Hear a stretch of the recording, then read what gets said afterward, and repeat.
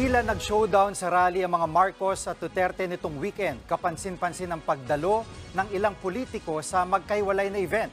Nasa frontline ng balitang yan si Gio Robles. Kanino ka?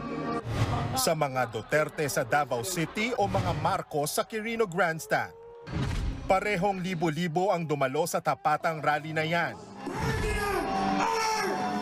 Sa Quirino Grandstand sa Maynila, nanguna si Pangulong Bongbong Marcos, kasama niya si First Lady Liza Araneta Marcos at anak nilang si Ilocos Norte 1st District Representative Sandro Marcos.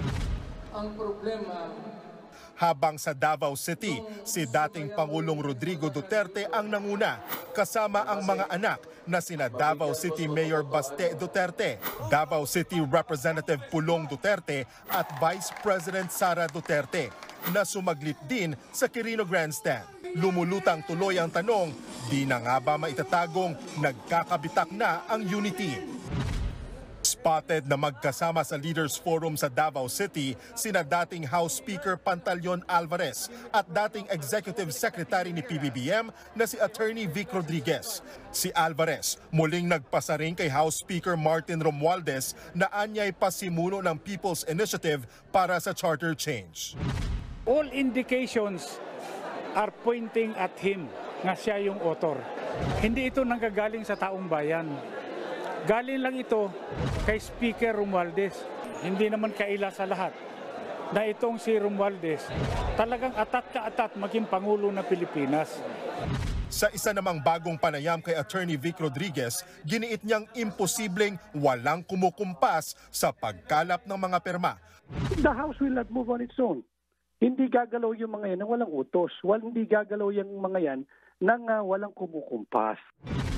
Kung may dapat daw pumigil dito, walang iba yan kundi ang kasalukuyang Pangulo. Todo naman ang suporta ni House Speaker Romualdez sa kanyang pinsang si PBBM. Dumalo siya sa Bagong Pilipinas Kick-Off Rally. Nauna nang itinanggi ni Romualdez na siya ang nasa likod ng People's Initiative. Nasa Quirino Grandstand din ang dating House Speaker at ngayoy Pampanga 2nd District Representative Gloria Macapagal Arroyo. Katabi pa siya ni Pangulong Marcos. Sa kabila yan ng pagiging kilalang kaalyado ng mga Duterte si Arroyo na tutol sa investigasyon ng International Criminal Court at minsang isinangkot sa umano'y planong pagpapatalsik kay Romualdez. Bukod sa kanila, present din sa Bagong Pilipinas ang mga senador na sina Jinggoy Estrada, Bong Revilla at Lito Lapid. Dalawang senador naman ang naispatan sa Davao City Rally, si Senator Bongo at ang ate mismo ni PBBM na si Senator Amy Marcos. Tingin naman ni Dennis Coronacion, isang political analyst, tila namamangka pa sa dalawang ilog ang mga politiko. Parang parisadong pumili yung mga political figures natin.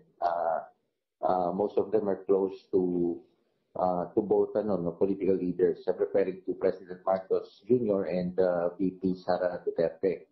So parang napipilitan silang mamili between two sides. Malinaw anyang lamat sa magkabilang panig. Gayunman, hindi pa huli ang lahat para ayusin ito. Pero nakadepende raw yan sa interes ng mga politiko. Nagbabalita mula sa Frontline, Gio Robles, News 5.